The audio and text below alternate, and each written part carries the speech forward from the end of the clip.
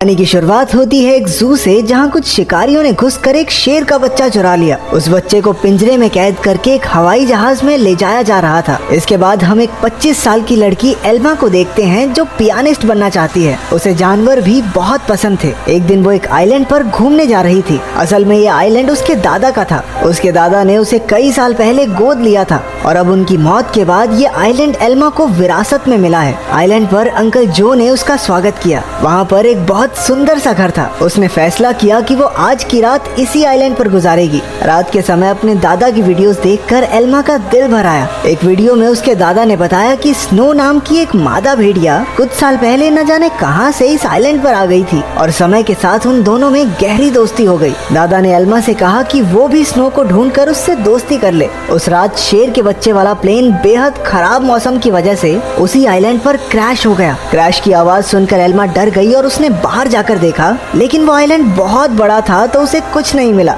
अगली सुबह चार्ल्स और एली नाम के दो नौजवान वहां आए। उन्होंने स्नो को कैद करने के लिए जाल बिछा दिया। असल में वो भेड़ियों के पार्क के मालिक थे और उसके लिए स्नो को पकड़कर ले जाना चाहते थे। कुछ देर बाद स्नो जाल में फंस गई, लेकिन अपनी सूझबूझ से चार्ल्स और एली के आने से पहले ही वो जाल काटकर भाग निकली। फिर वो तैरकर आइलैंड की दूसरी ओर जा पहुंची, जहां उसकी मुलाकात एल्मा से हुई। पहले तो एल्मा घबरा रही थी, लेकिन फिर उसने अपने दादा की बात याद की और स्नो को पुचकारने लगी। कुछ देर बाद एल्मा प्लेन क्रैश की जगह पर पहुंची। खुशकिस्मती से शेर के बच्चे को कोई चोट नहीं पहुंची थी। वो एक पक्षी के घोंसले में गिर गया था, लेकिन पक्षी ने उसे नीचे धक्का दे दिया और इसके बाद वो सीधा जाकर एल्मा की गोद में गिरा। एल्मा भी उसे अपने साथ घर ले आई। उसी वक्त स्नो भी अपने छोटे बच्चे के साथ घर में आ गई। घर में 3 प्यारे जानवर देखकर एल्मा बहुत खुश थी। उसने तुरंत अंकल जो को बुलाया, लेकिन उन्होंने एल्मा से कहा कि इन खतरनाक जानवरों को घर में रखना ठीक नहीं है, तुम्हें इन्हें जू वालों को दे देना चाहिए। अंकल ने ये भी बताया कि शेर के बच्चे को ढूंढते हुए जू के कर्मचारी वहाँ जरूर आएंगे,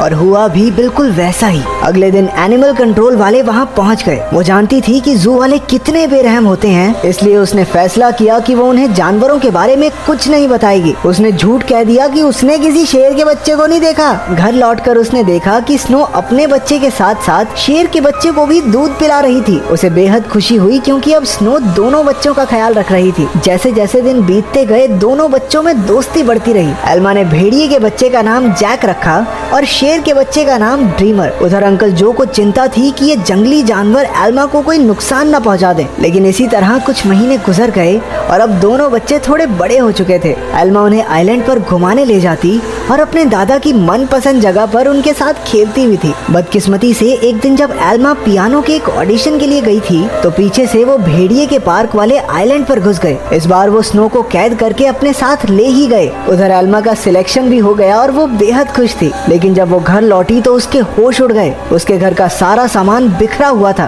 क्योंकि दोनों बच्चे भूख की वजह से परेशान हो गए थे। एल्मा ने स्नो को ढूंढने के लिए पूरा आइलैंड छान मारा, लेकिन स्नो तो वहाँ थी ही नहीं। अब उसे ही बच्चों का पेट भरना था, इसलिए उसे ना चाहते हुए भी अपनी पियानिस्ट की नौकरी छोड़नी पड़ी। एक दिन अंकल जो फिर से वहाँ आए और खूंखार जानवरों को अब तक वहाँ देखकर गुस्से से भर गए। उसने एल्मा से उसी वक्त जानवरों को जू में भेजने को कहा, लेकिन एल्मा ने उन्हें समझाया कि उसके दादा की यही इच्छा थी कि वो जानवरों के साथ रहे, और फिर जू में न जाने इन मासूमों पर कितने अत्याचार होंगे। आखिरकार अंकल जो भी मान गए और एल्मा को गले से लगा लिया। अब उनका सारा समय जानवरों को खाना खिलाने और उनका पूरा ध्यान रखने में जाता था। एल्मा को जैक और ड्रीमर से बहुत प्यार था और बदले में जानवर भी उस पर जान छिड़कते थे। देखते ही देखते 1 साल गुजर गया और अब दोनों जानवर बड़े हो गए थे। अंकल जो शहर से उनके लिए मांस लाया करते थे, लेकिन उनके पास जाने में उन्हें डर लगता था। उन्होंने फिर से एल्मा को समझाया कि इनके साथ रहना खतरे से खाली नहीं है, लेकिन एल्मा किसी कीमत पर उन्हें छोड़ने को तैयार ही नहीं थी। एक दिन एक माँ बेटी कश्ती में आइलैंड के नजदीक आए। उन्हें देखकर जैक उनके पास जाने लगा। जैसे ही एल्मा ने ये सब देखा, वो जैक को रोकने के लिए भागी, लेकिन वो एक पत्थर से टकराकर नीचे गिर गई और उसके सर में चोट लगने की वजह से वो उसी वक्त बेहोश भी हो गई। वो माँ बेटी ये सब नहीं देख पाई और वापस कश्ती में चली गई। कुछ ही देर में जैक और ड्रीमर एल्मा के पास आए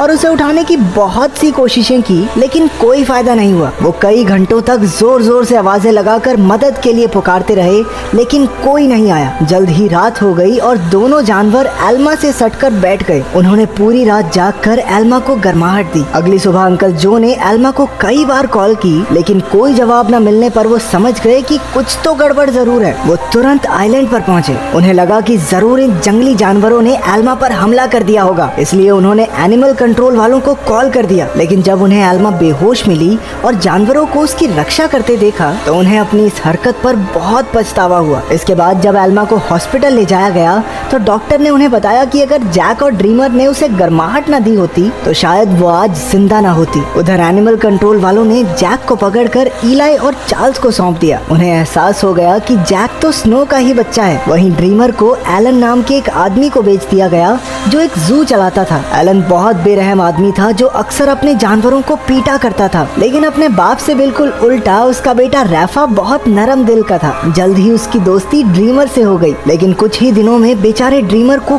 कई नशीली दवाइयां देकर सर्कस में करतब करने के लिए मजबूर किया जाता। ड्रीमर ने अब तक की अपनी जिंदगी मजे से आइलैंड पर गुजारी थी, लेकिन इन बेरहम लोगों ने उस पर काफी बुरा असर डाला, इसलिए राफा अक्सर उसके पास उसे शांत करने जाया करता। उधर हॉस्पिटल में एल्मा ने होश में आते ही जैक और ड्रीमर के बारे में पूछा। अंकल जो ने भारी दिल के साथ उसे सब सच बता दिया। जैसे ही एल्मा हॉस्पिटल से बाहर आई वो सीधा एनिमल कंट्रोल के दफ्तर में पहुंची। उसे पता चला कि जैक को तो भेड़ियों के पार्क में भेज दिया है और ड्रीमर को उन्होंने एक सर्कस ग्रुप को दे दिया था। ये सुनते ही वो गुस्से से भर गई और ऑफिसर पर चिल्लाने लगी, लेकिन अंकल जो ने उसे शांत किया। कुछ समय बाद एल्मा ने एली को फोन करके जैक के बारे में पूछा। एली ने बताया कि जैक बहुत खुश है और यहाँ उसके कुछ दोस्त भी बन गए हैं। इससे एल्मा को थोड़ी तसल्ली मिली, लेकिन अब भी वो ड्रीमर के लिए बहुत परेशान थी। अगले कुछ हफ्तों तक वो शहर की हर एक सर्कस में गई और सबसे ड्रीमर के बारे में पूछताछ की, लेकिन कुछ हाथ नहीं लगा। उधर ड्रीमर की वजह से एलन की मोटी कमाई होने लगी थी। ड्रीमर जल्द ही स्टार लॉयन के नाम से मशहूर हो गया। एक दिन ड्रीमर का सर्कस ग्रुप भेड़ियों के पार्क के पास से गुजर रहा था और जैक ने तुरंत अपने बचपन के दोस्त को पहचान लिया। जैक अपनी सूझबूझ से पिंजरे से बाहर निकल गया। एली ने जब ये देखा तो वो समझ गया कि जैक बेहद समझदार है और वो जरूर कुछ ना कुछ ढूंढ रहा है। जल्द ही जैक उस तक पहुंच गया जिसे वो ढूंढ रहा था। उसने बड़ी चालाकी से ड्रीमर को भी पिंजरे से छुड़ा लिया। इतने महीनों के बाद एक दूसरे से मिलने पर दोनों जमकर खेले। जब एलन को ड्रीमर के भागने का पता चला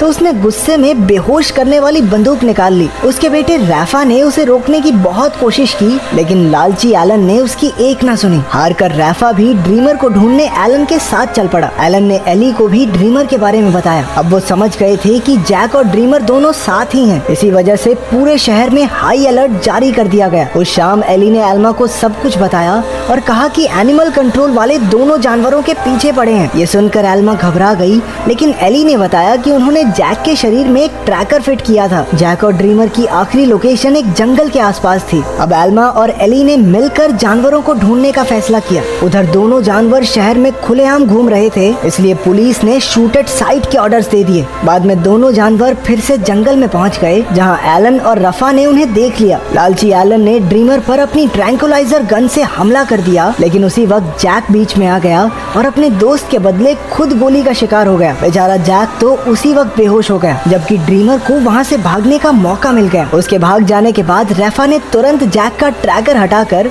उसे एक दवाई दे दी, जिससे बेहोशी की गोली का असर खत्म हो जाए। कुछ देर बाद बाप बेटा एक बार में पहुंचे और एली और एल्मा भी एक ट्रैकर के जरिए उन तक पहुंच गए। एलन ने उनसे कहा कि उसके पास कोई ट्रैकर वगैरह नहीं है और उन्हें बाहर भेज दिया, लेकिन समझदार रैफा ने बाथरूम का बहाना बनाकर एली और एल्मा को सब सच बता दिया। वो उन्हें जंगल में ले गया, जहां आखिरकार उन्हें ड्रीमर मिल गया। इसके बाद ड्रीमर उन्हें एक झोपड़ी में ले गया, जहां जैक आराम कर रहा था। खुशकिस्मती से उसे सही टाइम पर होश आ गया था, लेकिन तभी उन्हें पुलिस के आने का शक हुआ तो एल्मा ने दोनों जानवरों को खुफिया रास्ते से भगा दिया। अब आइलैंड तक पहुंचने के लिए उन्हें सिर्फ एक नदी पार करनी थी। पुलिस से बचने का एक यही रास्ता था, लेकिन वहाँ कोई कश्ती नहीं थी, इसलिए सबको तैर कर ही जाना होगा। जैक तो उसी वक्त फुर्ती से नदी में तैरने लगा, लेकिन ड्रीमर पानी से डरता था। एल्मा ने उसे हिम्मत देने की बहुत कोशिश की, लेकिन ड्रीमर वापस जंगल की ओर मुड़ गया। जैसे ही जैक और एल्मा तैर रहे थे, उन्हें बंदूक चलने की आवाज सुनाई दी। इसका मतलब ये था कि ड्रीमर अब इस दुनिया में नहीं रहा। आइलैंड पर पहुंचकर एल्मा फूट फूट कर रोने लगी, लेकिन ड्रीमर अचानक उसके सामने आ गया। असल में वो जंगल में पुलिस वालों को भटकाने के लिए गया था। उसे जिंदा देखकर सभी खुशी से झूम उठे। आखिर एल्मा ने जैक और ड्रीमर के लौटने पाने की खुशी में पार्टी में पियानो बजाया। अब उनका परिवार पूरा हो गया था। अंत में एल्मा ने सबको अपने प्यारे जानवरों की कहानी बताई, जिससे सभी लोगों के दिल भर आए और वो तीनों खुशी खुशी फिर से एक साथ रहने लगे।